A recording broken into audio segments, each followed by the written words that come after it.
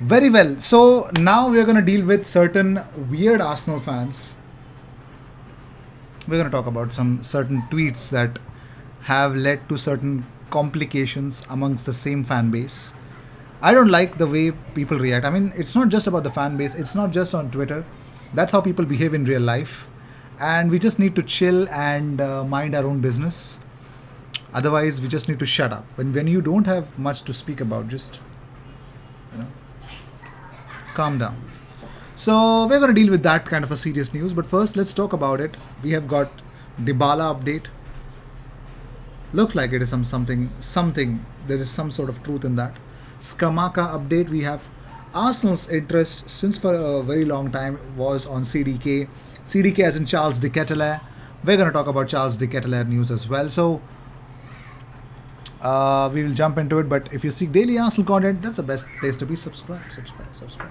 So the first news is, of course, about Paulo Dybala to Arsenal. So it looks like Arsenal and Manchester United would want to capitalize because Inter Milan are stalling agent.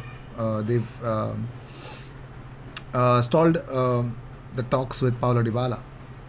So the free agent looks like Inter Milan do not have a good amount of money to get him done. And there were reports that claimed that, out of nowhere, Inter Milan were like, they'll come up with a very sensational offer for Paulo Dybala. Just wait and see. But they're yet to submit anything. Nobody has given him any contract. So Dybala is like, what the hell is happening, bro?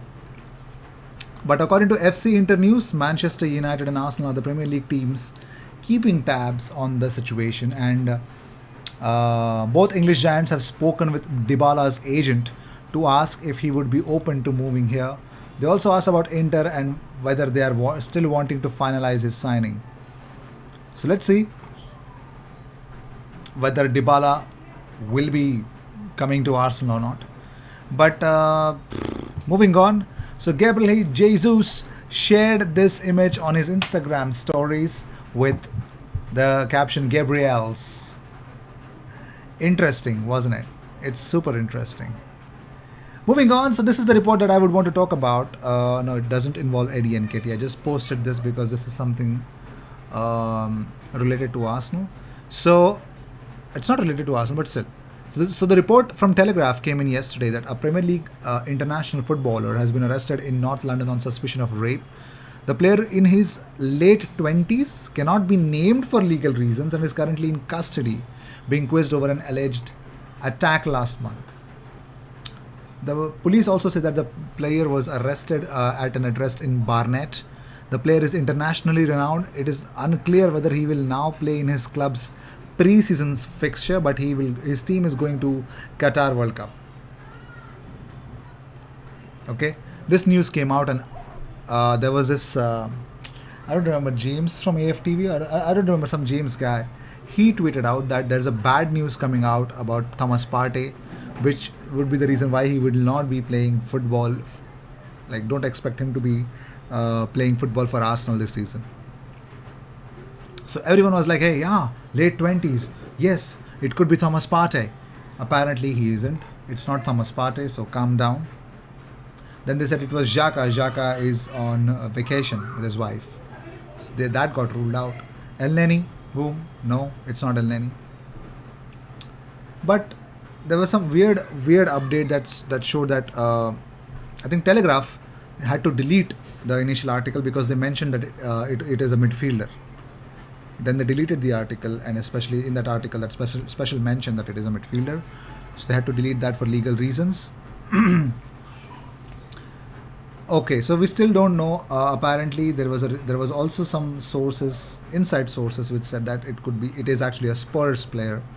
I don't mind whether it's a Tottenham player, or it doesn't matter which team's player that was, but it is a serious accusation, and I think the culprit has to be punished, irrespective of what team the player plays for. But my biggest issue is that on Twitter I'm seeing all the Arsenal fans literally crucifying Thomas Partey. Like, how the hell he can do this? It is Partey. Calm the F down. The biggest problem is that Arsenal has been stagnant in the transfer window and they're not getting linked to a new player, so they don't have anything to talk about. Whatever news comes up, They want to react first. Impatient bastards. Moving on, so this is Martinez in an Arsenal kit. How does he look? Looks really good. Swanson has officially joined Portsmouth on a permanent deal. All the best to Zach. Do us proud, do yourself proud, do your family proud. Fantastic news. So we do have an update. Now this is update coming from Paul Dybala, who is actually a writer at Athletic, and even Laurie Whitewell. Now they say that Lisandro Martinez reiterated his desire to leave Ajax during a meeting on Monday, and Manchester United ideally want to wrap up the move before departing for Thailand. Although Arsenal are also battling for his signature. Again, another report which says that Arsenal are behind Manchester United are forward. Now, according to John Cross Mirror, Lisandro Martinez is desperate to move to the Premier League, English Premier League. He told his club about this twice, most recently on Monday. Arsenal is very keen to sign him and has made 3 offers. United have also made an offer and is keen to sign him. Still old. Same old, same old. Moving on, let's talk about Daniel Ballard. Well, he has left Arsenal to join Sunderland, and his teammate Bailey Wright is quite impressed by the defender. He says he's played a lot of games for someone who is still only 22. I played against him when he was at Blackpool and rated him high, really high. I thought he was a standout there, and then he had a great season last year at Millwall. He's an international. He has a lot of experience, and he seems a great addition as a person too. We already know he's a really good footballer, but fitting into the group, he's also massively important, and he seems to have done that already. So, ladies and gentlemen, Daniel Ballard, it looks like his teammates love him. All the very best. That's all I want to say, man. Moving on, so Arsenal have joined AC Milan to sign Charles de Ketelaere. Now, this is coming very weird because we were all talking about how Rafinha leaves and Leeds are interested in signing CDK, but Leeds are making a move elsewhere. So here's what is happening. 14 goals in 39 league games. Good season for CDK. Now, according to Calcio Mercato, AC Milan have almost given up on signing him, with Arsenal and Olympique Lyon now going head to head. There's no mention of Leeds United, and I don't know why. But Charles de Ketelaere will definitely, like a player like him, of his caliber, is really, really. I would want to know what happens to his future. Moving on, PSG are agreeing a fee for Kamaka with Sassuolo. According to Goal, the Ligue 1 champions are set to spend 40 million euros, but according to the fresh reports, Sassuolo want 50 million euros. They would definitely want to agree for a fee. Christophe Galtier wants Kamaka, but even Luis Campos wants Kamaka. Once linked to Arsenal, but no special bid from any clubs that were wanting to fight with Arsenal for him. Apparently, it's Paris Saint-Germain, only one club that is actually coming in for him.